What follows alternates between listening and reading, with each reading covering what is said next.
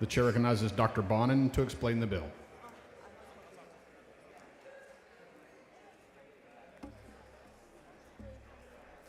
Thank you, Mr. Speaker.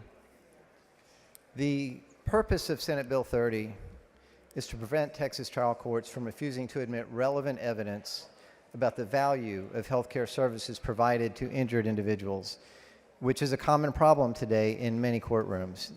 The mechanisms to achieve the bill's goals are as follows. There are two main ones. First, require trial courts to admit through an expert witness or cross-examination of a witness evidence that tends to show the value of healthcare services rendered based on amounts regularly paid for healthcare services in the marketplace by payers who do not have a stake in the lawsuit.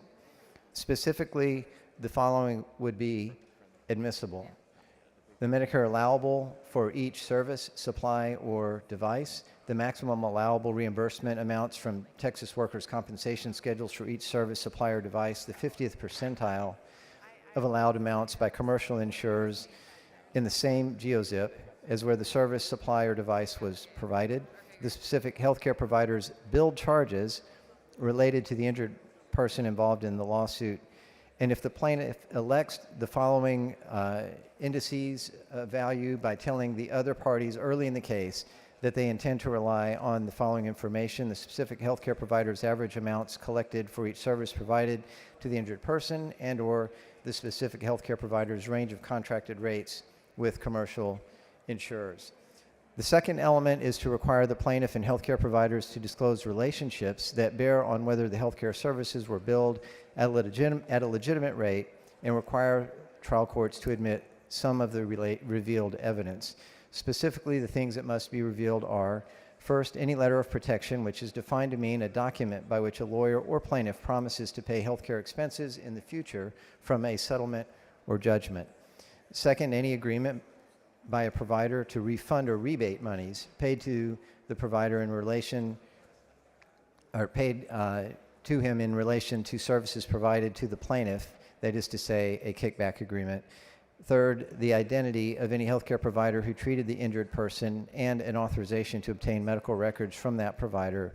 Fourth, the name of persons who gave the plaintiff or injured person the name or contact information for a provider who treated the injured person. Fifth, the number of patients the plaintiff's lawyers referred to a provider involved in the case in the prior 2 years, and the amount of money the lawyer paid that provider. The items that are mandatorily admissible into evidence are the injured person's medical records for services, supplies, and devices that were provided to the injured person to deal with the injury caused by the event that is the subject of the lawsuit, letters of protection for any healthcare provider who will be a witness at trial or whose records will be used at trial, and the evidence about the number of referrals and amounts paid in the preceding 2 years by the lawyer to the provider. I would like to make a few comments or observations about this legislation and specifically what's not in the bill. This has been heavily discussed and worked on by many stakeholders and many members of this body. In the original version or iteration of this, there were thresholds, if you will, that would have required something called remittiture. That has been completely removed. There were specific changes to the charges or instructions given to a jury. That also has been removed. There were statutory definitions for mental pain and suffering and anguish and physical pain and suffering. Those also have been removed. Additionally, an agreement has been made that the evidence with respect to medical expenses or cost will apply to those services that have already been provided and not to future services. I also have a perfecting amendment that I would like to lay out and explain, because it will enter in many of the negotiated changes that will then become a part of this substitute.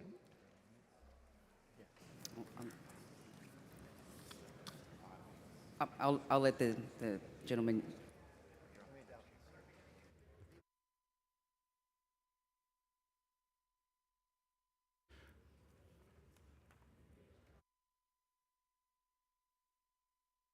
The following amendment, the clerk will read the amendment.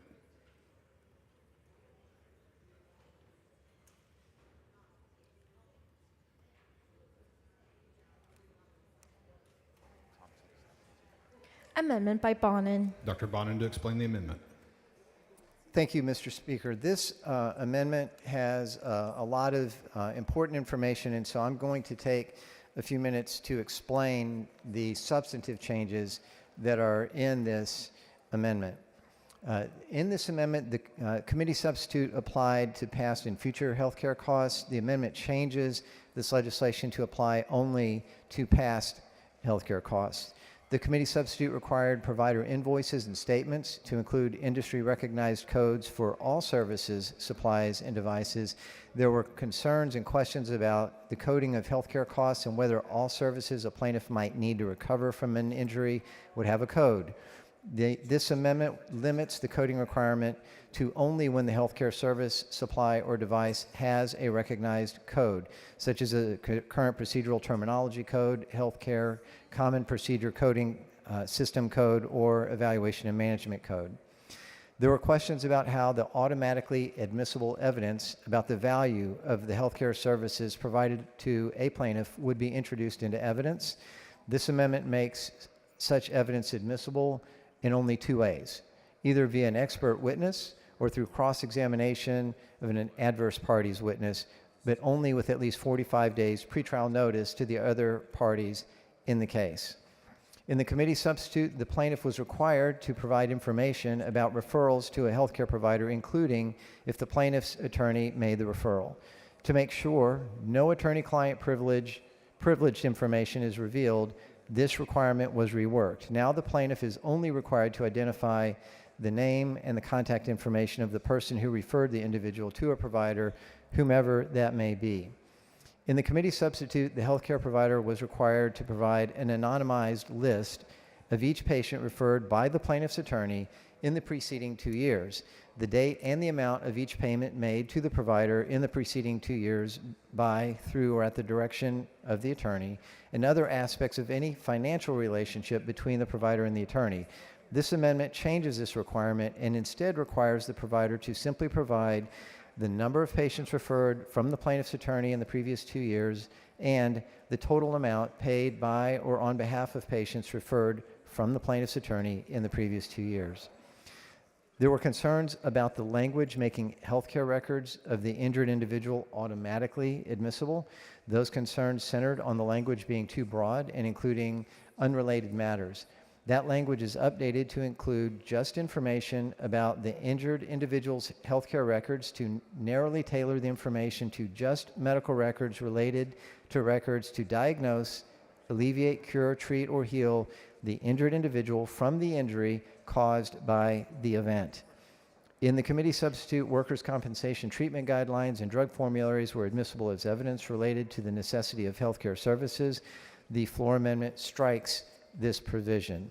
In the committee substitute, the new law applied to any new cause of action in any case pending trial or retrial as of the effective date of the legislation. The amendment changes this so that the legislation applies only to causes of action commenced on or after the effective date, which is September 1st of 2025.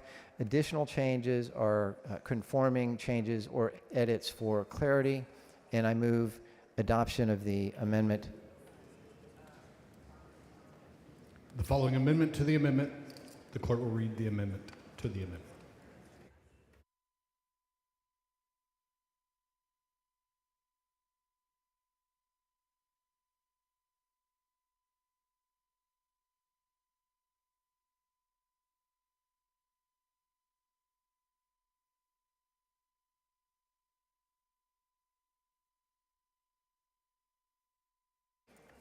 Amendment by Little. Mr. Little to explain the amendment to the amendment.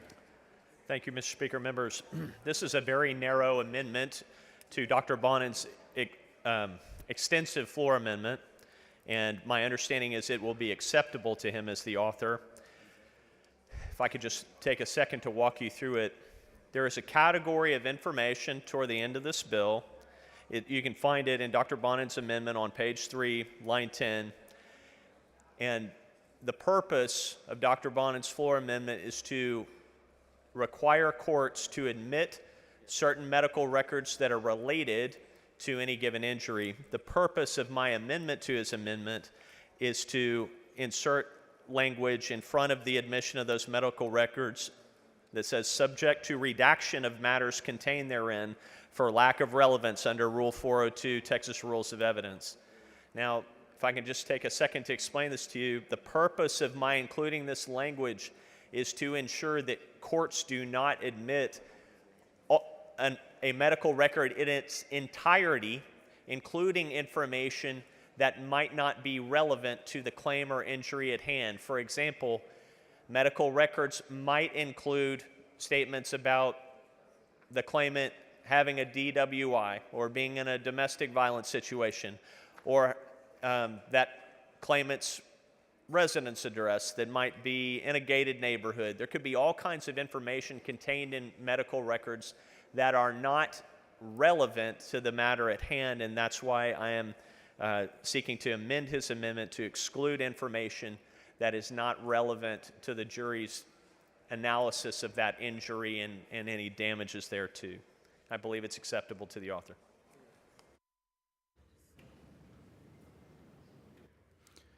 Mr. Little sends up an amendment. The amendment is acceptable to the author. However, a record vote has been requested. The clerk will ring the bell. Show Mr. Leach voting aye. Show Dr. Bonin voting aye. Show Mr. Little voting aye. Show Mr. LaHood voting aye. Show Mr. Alders voting aye. Show Mr. Lozano voting aye. Mr. Verdell voting aye. Have all voted. Mrs. Weiner voting aye. Have all voted. For being 144 ayes, 1 nay, the amendment is adopted.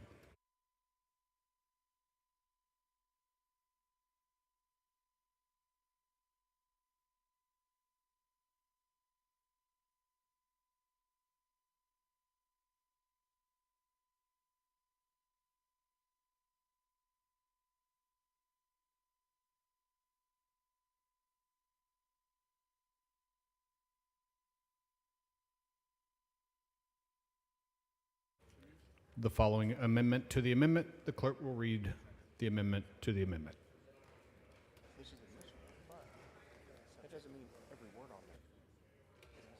Amendment by Moody. The chair recognizes Speaker Moody to explain the amendment. Thank you, Mr. Speaker and members. This runs similarly in line with what Mr. Little just spoke about, except for the amendment in front of you now is wholly contained in Section 41.015 of the bill. And so that is related to the evidence of health care expenses. And if you read that in conjunction with Chairman Bonin's amendment, this is amending, it touches that amendment in two places. One, on page 1, line 17. And what that would do is that it would remain, the evidence would remain admissible, and the court shall admit, and except for it would limit that in two ways, not in any other way. So any other objection to this evidence would be inconsequential. So on hearsay grounds or character evidence grounds or any other of the evidentiary things, for those of you who went to law school, when you took rules of evidence, the number of ways that you have to get evidence to qualify to come in front of the court or in front of a jury, all of those would still be swept aside under the terms of the bill, except in two instances. Relevance, and that's 402, and that's what's mentioned here in the amendment that's before you, and 403.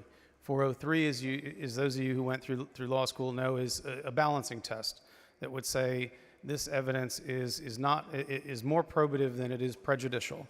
So in those two gatekeeping functions that a judge has today, those would remain for the evidence that would be automatically admissible under 4.015. If there's any other evidence, because I know that there has been some discussion that somehow this takes current law backwards, and I do want to mention another section of the bill to draw your attention to. 41.017 says that everything else outside of 41015 and 41016 is subject to the Texas Rules of Evidence as a whole, including 402 and 403. So nothing here in this amendment is going to touch current law as it pertains to any other evidence, just the evidence that is listed in 41015. it would be cabined to that evidence which is relevant and that evidence that is not more prejudicial than it is probative. The concerns that we heard when we discussed this bill in committee and then later in multiple other discussions were that in courts around courts in the state, you have relevant evidence that is being excluded by certain judges. However, the solution that's proffered in the bill is to state that irrelevant evidence could potentially be automatically admissible. So we have gone around to try and discuss how do we address the concern, but also ensure that we're not putting evidence in front of a jury that they shouldn't see. And so this is the balance that I've gotten to discuss with some of you, and I think strikes that balance where we're going to limit the ways that this could be objected to those two very narrow exceptions. It touches, like I said, touches the amendment by Dr. Bonin in two places, but it only affects 41.015, which has to do with healthcare expenses. The other place that it would put this similar language is on page 2, line 6 of the Bonin amendment. Mr. Speaker, Mr. Little, for what purpose? does the gentleman yield for questions? Will the gentleman yield for questions? Yes, sir. The gentleman yields. Speaker Moody, thank you so much for working together with me to help craft this amendment. You have filed the amendment. My signature is atop yours on that amendment, along with several other people. You know, one of the concerns that I had as you and I have worked together on this bill over the course of probably dozens of hours at this point was the automatic admissibility of evidence. Yes, sir. And I think you'll agree with me, it is very rare in Texas civil procedure that evidence is automatically admitted under any circumstances, right? No, that's correct. And like I said, I don't mean to kind of take it back to law school days, but when we learn about the predicate to introduce certain evidence, and I know when I was a prosecutor, we had a predicate manual.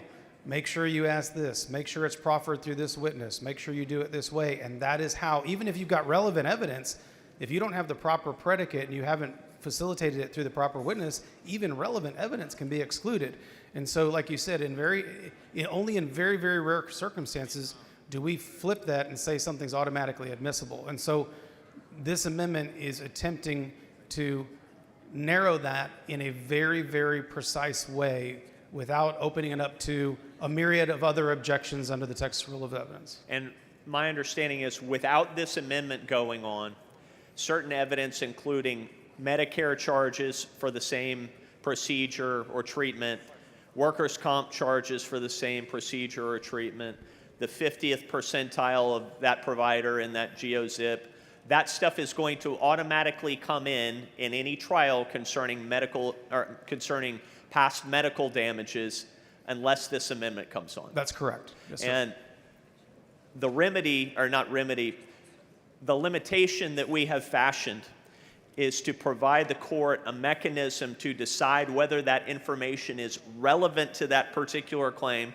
For example, if that claimant is eligible for Medicare or eligible for workers' comp, and alternatively, allowing the court the ability to determine if the evidence itself is more probative of the case itself or more prejudicial against the claimant or the defendant. Yes, and it's just in those two narrow circumstances. And I would also say that if there are a number of cases where even if someone may not have received care under those programs, that evidence could be relevant to essentially set a baseline.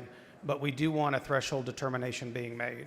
So I think you'll agree with me that this amendment helps strikes the right balance between admissibility and our current between the need to admit alternative evidence of medical damages and following and adhering to the Texas Rules of Civil Procedure as they've been prescribed by the Texas Supreme Court. Yes, sir. I think that's exactly what we're trying to do. And I think also what courts are going to take notice of is that these are laid out specifically as types of evidence of healthcare expenses. This is the kind of things that can and should be entertained in a court, but that gatekeeping function in those two very limited ways will remain to make sure that we're not getting something irrelevant or something that is more prejudicial than probative. Thank you, Speaker Moody, for working with me on this amendment. I will wholeheartedly support it. Thank you, sir.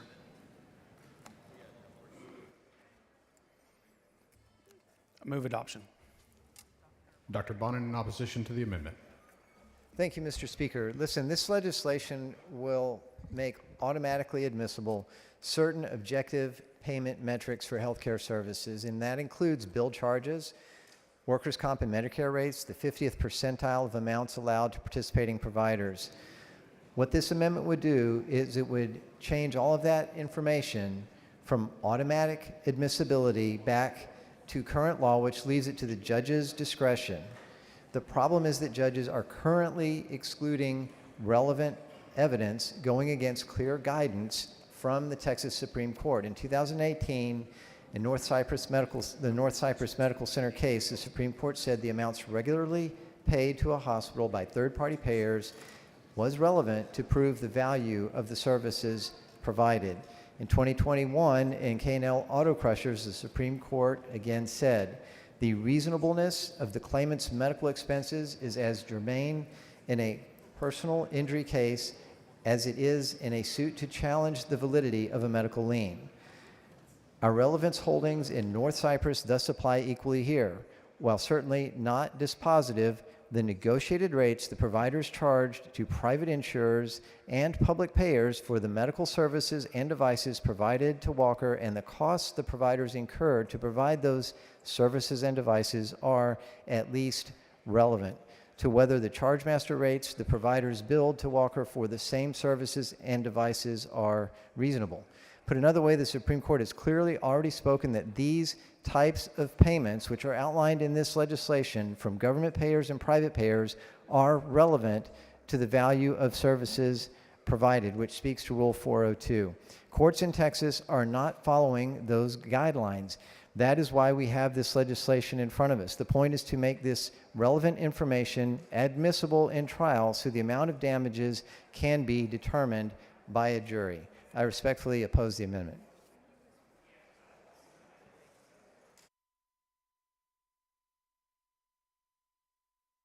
Mr. Little in favor of the amendment. Thank you, Mr. Speaker. Members, this amendment is actually extremely important. Let me explain why. It is extremely rare. There are very few occasions in Texas civil procedure where we automatically admit evidence for anything.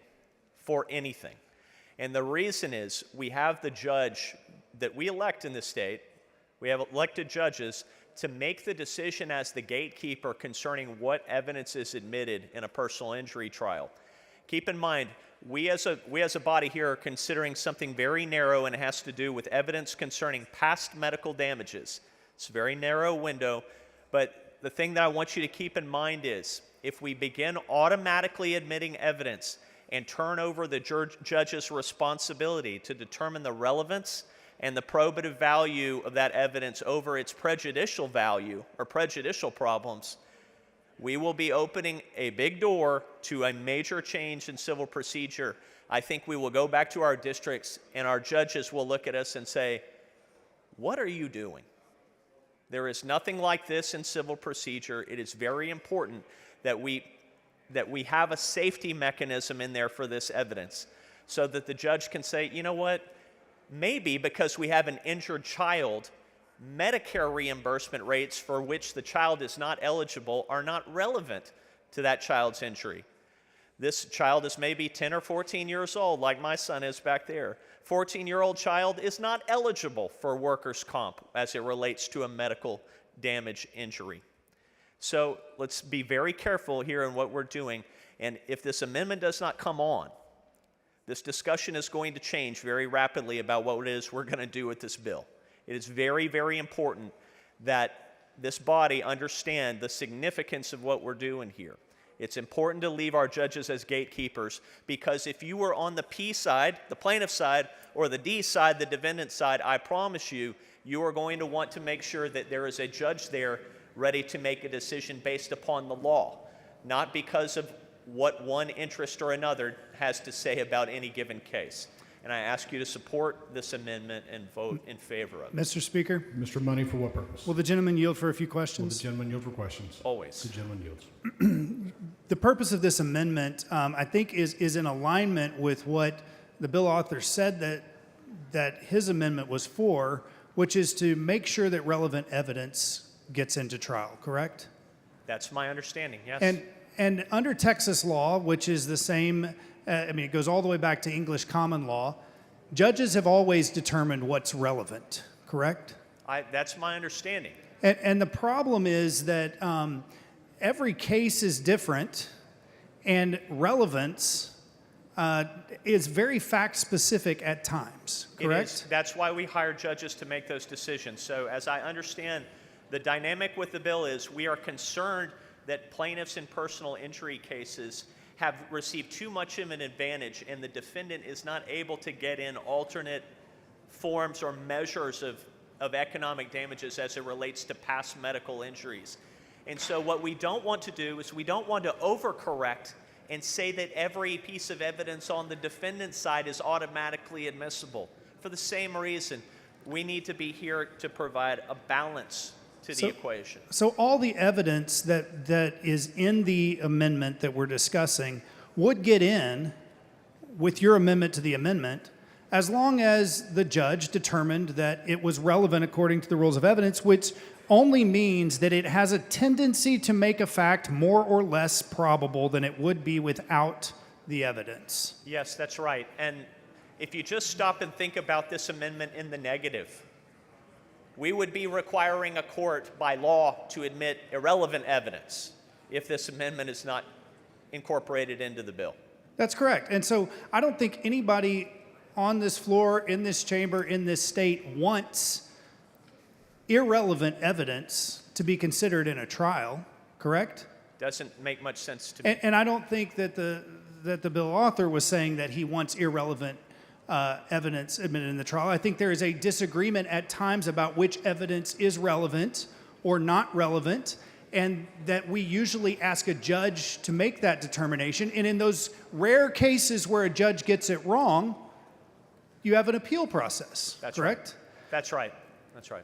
And so I think it's just important for the people listening here to understand if you vote against this amendment to the amendment, what you're actually voting for is to make sure that evidence gets in that a judge would have found irrelevant. I think that's what we're trying to avoid. Okay. Thank you, Mr. Little. Yes, sir. Thank you. Mr. Speaker, Ms. Garcia Hernandez, for what purpose? Does the gentleman yield for questions? Yes, The ma'am. gentleman yield for questions. The gentleman yields. Thank you, Representative. You brought up a really good example talking about a child and a judge making a determination that certain rates wouldn't apply in that particular situation. I wanted to talk to you a little bit more about that because my understanding is this particular bill pulls in different considerations of as far as what will be considered in the rates and what are the reasonable charges, the medical charges that will be put forward before a jury.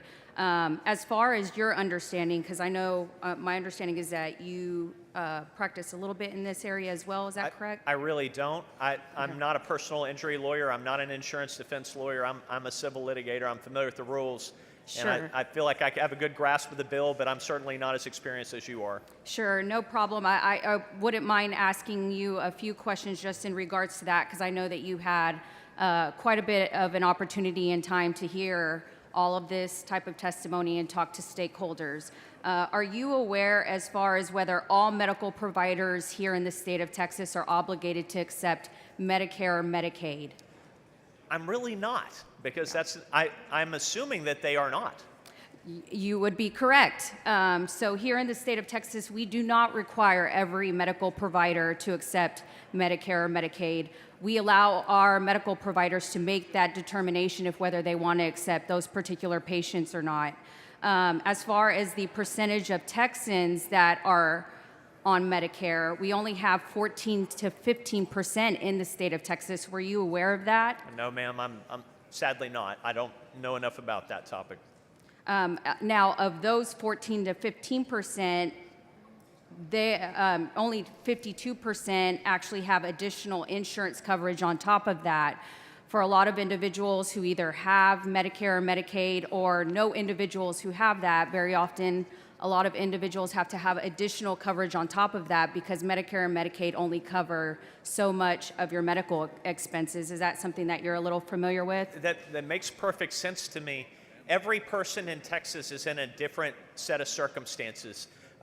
One of the perks of having this job is apparently we have great health care insurance. So it certainly doesn't apply to everybody in the state of Texas. Everybody's in a different situation. Some on Medicare, some on Medicaid. Some are going to have their problems solved by workers' comp. Others are going to be paying cash. That's why I think it's important to cabin this evidentiary introduction by relevance and probativeness. Absolutely, and I agree with you 100%. An example is taking in consideration that you have to be 65 or older in order to qualify for Medicare. That wouldn't be very relevant in that example that you gave about a child who may have been injured or potentially killed. Is that correct? Well, if Dr. Bonin were here instead of me, what he would say is that Medicare is kind of this universal benchmark where a lot of medical providers are billing at some function of that benchmark of Medicare. I'm not a physician. I don't know whether that's true or not. I just know that not everyone is eligible for that benchmark, and everyone's circumstances are going to be different, and that's something a judge is going to have to consider in determining what evidence to admit in a trial.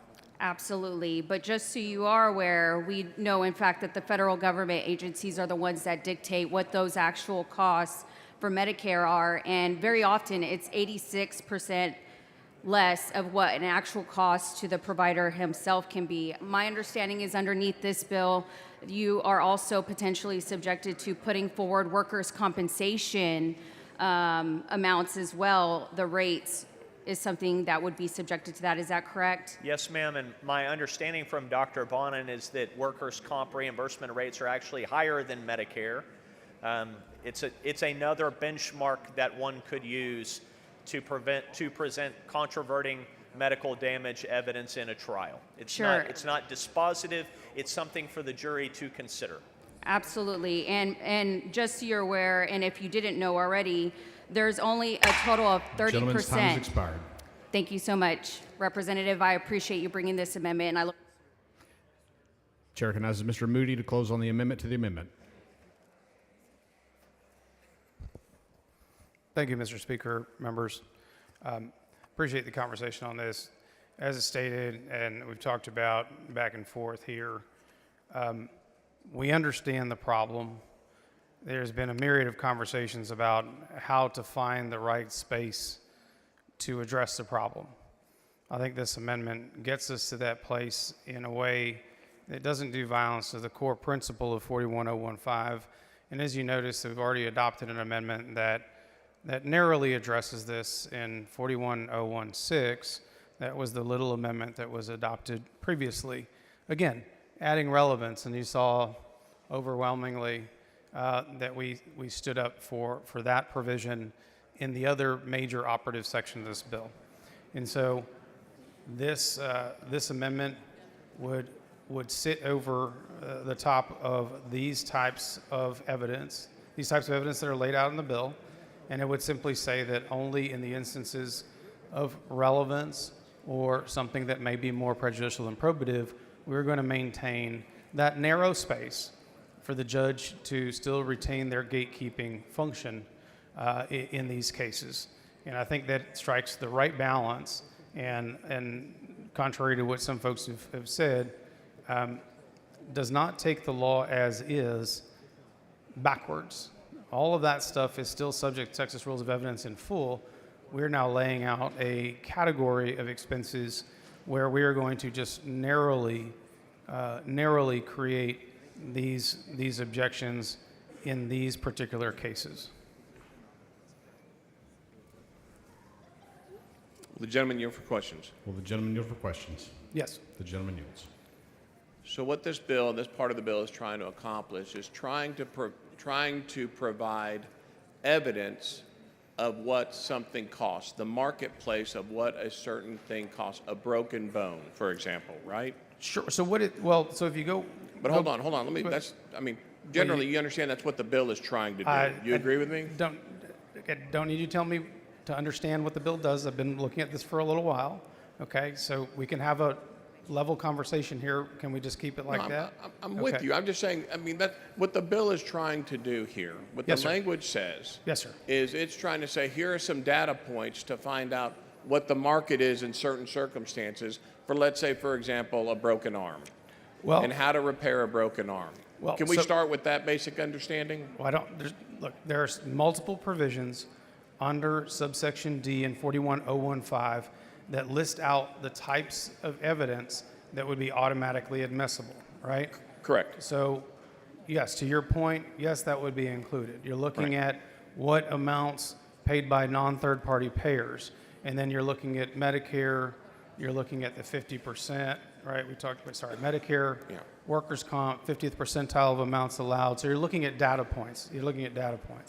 And these are in cases where, subsection C doesn't apply, right? So those are cases in which you had a third-party payer paying for these, right? So you have the bills of the third-party payer paid.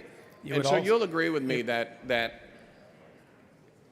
what this bill is trying to do is find out what the market is in certain circumstances to find out cost. The goal is, for both plaintiffs and defendants, the goal is to find out what is a cost for this certain medical service from a certain provider. In circumstances that are not covered under subsection C, Right. which is where those are being paid by a Correct. third-party payer. So we're talking about every other circumstance.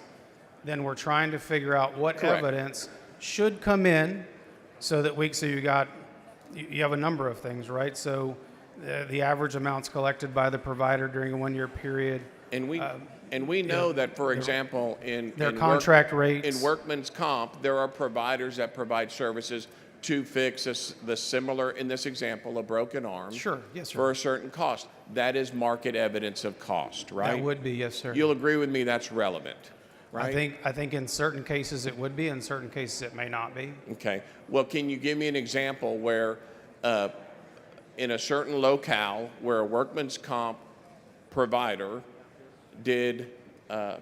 fixed a broken arm, and it's the same broken arm type of service in the case at hand, how that would not be relevant of a market cost or value And the for that claimant, service? I'm sorry, I'm trying to understand the example. And the claimant in that case made a claim under workers' comp?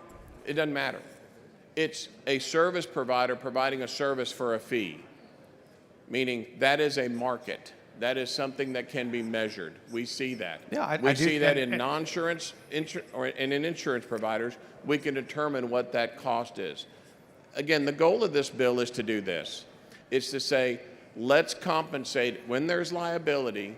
Let's compensate those that are injured for their injury. And one of the items, there are a number of items, but one of them is their past medical expenses. Well, I think the goal is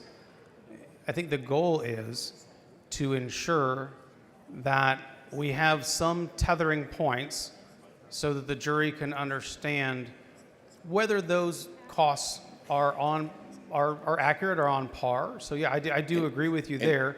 However, and I don't want to get into the philosophical parts of this, but as Mr. Little stated, without any guardrails here, this is all evidence that we are deeming relevant and not prejudicial versus probative as a matter of legislative fiat. And you're and talking you and about I that. are not in those Right. courtrooms. And you're day talking to about day. that in the abstract because I don't think you can conceive of a scenario, or I can conceive of a scenario, and I'm talking about this one little minor piece, where the cost in a workman's compensation scenario to repair the broken arm, that data point isn't relevant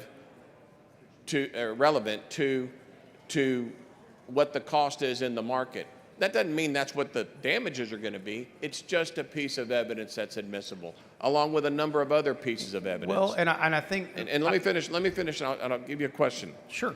But the point here is to give these courts this instruction that these things are relevant, and I think most of us would agree that they are, and that they're admissible, but they're not determinative of what the damage amount is going to be. It's just evidence. And to have statutory guideline to help in that respect, we have more consistent outcomes, more consistency within our judicial system, and I think it will help the courts and the parties in determining this element of damages. So I say that to ask you, in what circumstances, let's go back to that one minor piece, the workman's comp cost to fix a broken arm, how that would not be relevant or admissible to show just what the market cost for something like that would be.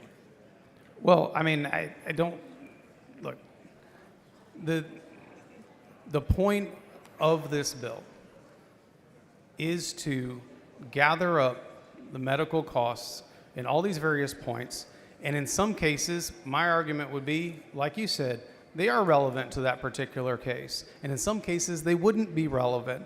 And why would we not? If you're saying that in all cases that's going to be a relevant piece of evidence, then I don't think you would have objection with a judge finding them relevant or not, because you're saying it's going to be relevant in the case. If you got a workers' comp case and you have a workers' comp rate, I think that's absolutely relevant.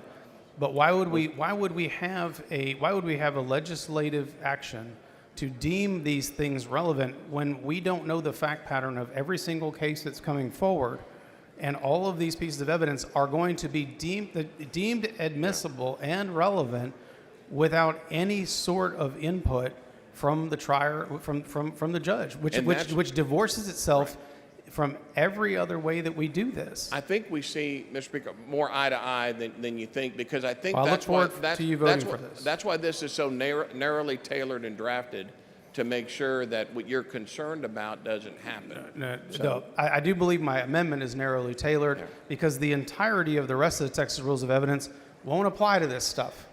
Won't apply. So any other thing that you could object to here would not apply. We're just saying that they need to be relevant to the case at hand, And which I think is important. Yeah. And I do appreciate the discussion. Thank you. No, thank you very much.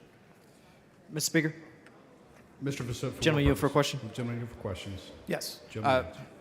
Are you aware Rule 401 relevance is any tendency to make a fact more or less probable? It's an extremely low bar, way down there. This only applies when somebody's having a personal injury cause of action where they're seeking economic damages for the personal injury. Gentlemen's time has expired. It is relevant as a matter of law. Thank you. Move adoption.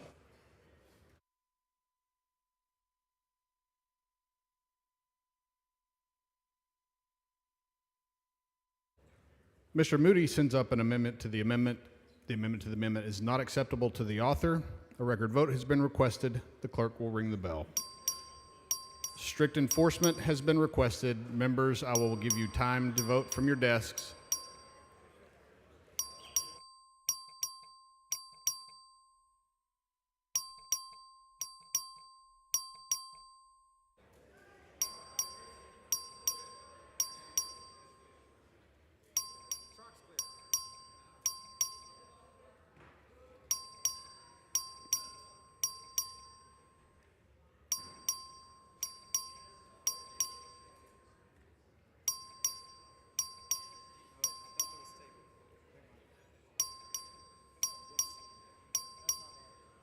Have all voted.